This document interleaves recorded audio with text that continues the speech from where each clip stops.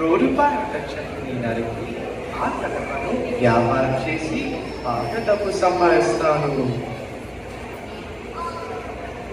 ఓ మానవ, నేను చెప్పింది ఒకసారి విను. మా వల్ల మీకు ఎన్నో ఉపయోగాలున్నాయి. మా చెట్లకున్న ఆకులు కార్బన్ మరియు ఇతర కాలుష్య కారకాలను బంధిస్తాయి. మేము మీ చుట్టూ ఉన్న గాలిని శుద్ధి చేస్తాము, ఆక్సిజన్ను వాతావరణంలోకి విడుదల చేస్తాము. మేము ఉండడం వల్ల వర్షము పడినప్పుడు మా వేర్లు బాగా వర్షపు నీటిని పీల్చుకొని భూమిలో నిల్వ చేస్తాము. మేము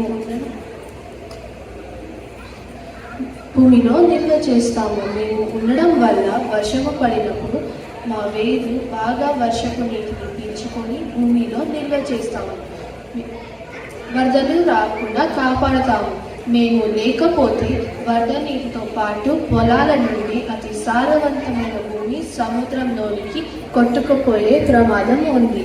మేము క్రమంగా ఆ నేల బంజర భూమిగాను, తగు జాగ్రత్తలు తీసుకోకపోతే క్రమేణా ఎడారిగాను మారి తీవ్ర సంక్షోభాలకు మానవాళి గురి అయ్యే విపత్తు తలెత్తగలదు.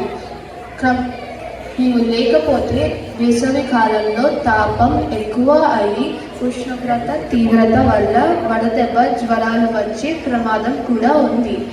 మమ్మల్ని మొక్కలని పెంచగలిగితే ఇలాంటి పరిస్థితులు రాకుండా కాపాడుతాము. మనుషులలో ఒత్తిడిని తగ్గించి ప్రశాంతత కలిగిస్తాము.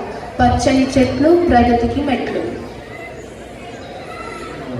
సరే, ప్రయోజనాలుగా ఈ పథకంలో ఉన్న చెట్లు కాకుండా సంపన్నగా అడవిలోకి వెళ్ళి అక్కడ చెట్లు కొడతాము. ఓ మానవ, ఆగాకు.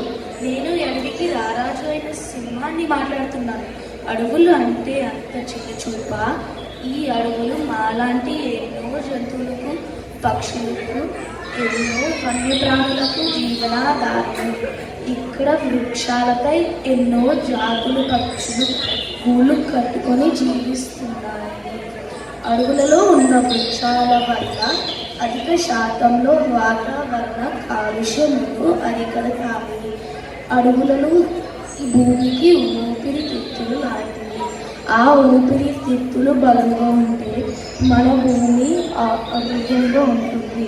మీరు అంత క్షేమంగా ఉంటారు. అడవులలో ఎన్నో ఔషధి గుణాలు కలిగిన మొక్కలు, మూలికలు ఉంటాయి. వాటి వలన ఎన్నో రోగాలు మీరు నయం చేసుకోవచ్చు. అడవులలో ఉన్న చెట్లని కొట్టేసి సొంత లాభాల కోసం వ్యాపారం చేస్తే వనాలు నాశనం అవుతాయి. అక్కడ ఉన్న జంతువులు దిక్కు తోచని పరిస్థితులలో అవి అయోమయం అవస్థలలో పడుతున్నాయి. అడవుల వల్ల సకాలంలో వర్షాలు పడతాయి. వనాలు అనే సంపదను కాపాడుకోమని అభ్యర్థిస్తున్నాను. ఆలోచించు మరి. ఓ మిత్రమా, మా వనాలను రక్షించండి, మా నివాస స్థలాలను కాపాడండి.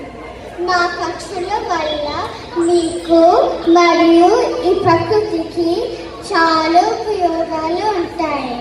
మా కిలకిల రాగాలతో ఈ ప్రకృతిని ఆహ్లాదకరంగా చేస్తాము.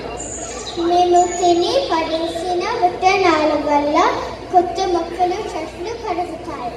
పొలాలకి నష్టం కలిగించే కీటకాలను తిని మీకు సహాయపడతాయి.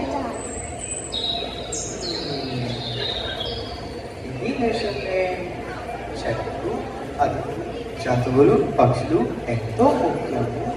అయితే దగ్గరున్న పర్వతాలు, కొండలను తెరిచి అందులో దొరికే బొగ్గు, ఖనిజాలతో వ్యాపారం చేసి చాలా డబ్బు సంపాదిస్తాను. ఓ మానవ, ఆగు.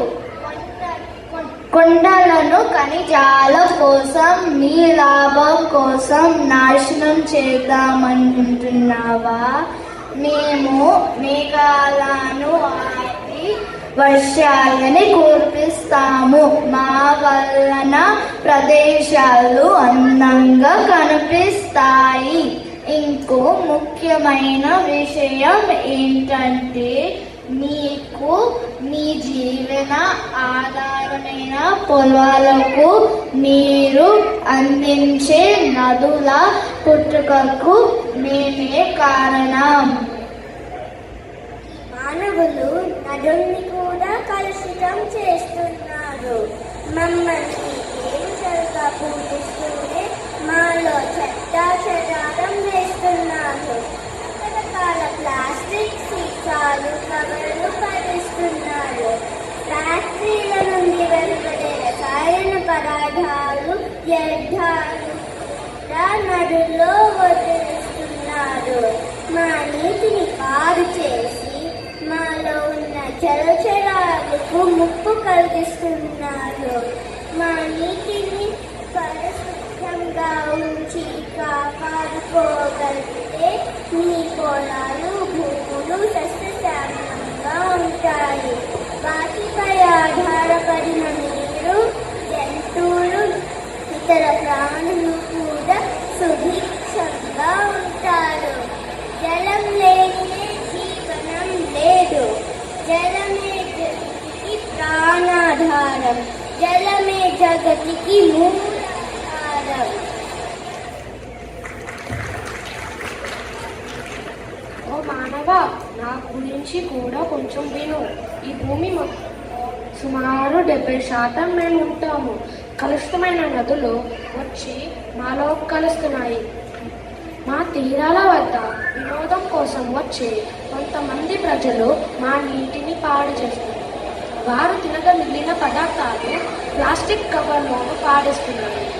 ఇవి మా నీటిలో చేరడం వల్ల అమాయకమైన వీటిని తిని వాటి ప్రాణాలకే హాని చేసుకుంటాయి.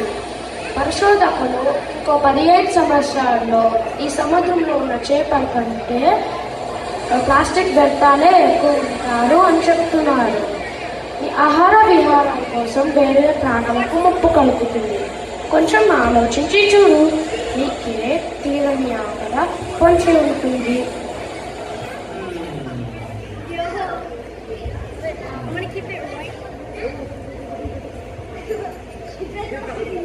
మనమంతా జగదేక కుటుంబం. మాలో ఎవరికైనా ముప్పు కలిగినా ప్రకృతి క్షోభిస్తుంది.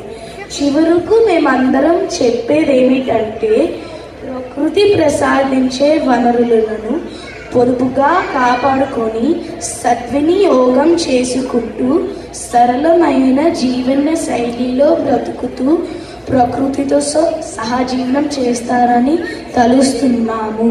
పర్యావరణాన్ని పరిరక్షిద్దాం, ప్రకృతితో సహజీవనం చేద్దాం అనే నినాదాన్ని పలుకుదాం. జై భూమాత, జై భూమాత.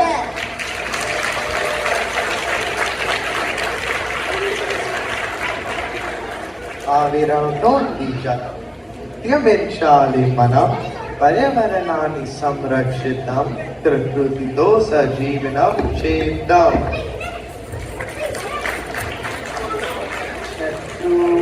పర్వతాలు లేవు, ఇదంతా నా కళ అన్నమాట.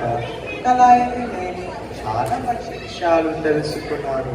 ఇప్పుడే అందరికీ చెప్పి మేమంతా ప్రకృతిని కాపాడుతాము, మా భవిష్యత్తును అందంగా తీర్చిదిద్దుకుంటాము. జై భూమాత, జై జై భూమాత.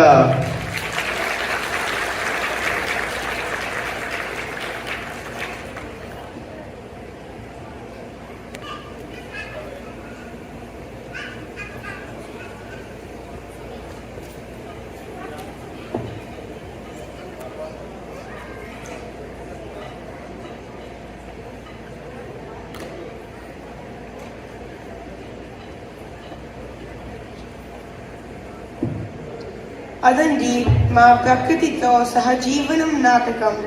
మన దీర్ఘకాలిక నిద్ర నుండి మేలు కొలుపునిస్తుంది.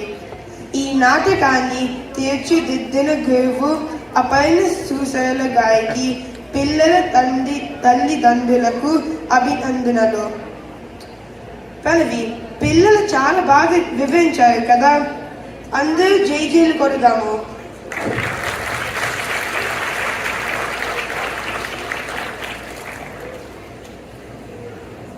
ఇప్పుడు ఇంటింటి మనబడి సమన్వయకర్త నరేంద్ర పాత్రే గారిని, అలాగే ఇంటింట మనబడిలో పాఠాలు చెప్పే గురువులు అపర్ణ సుశీల గారిని వేదిక మీదకి రావాల్సిందిగా మనవి.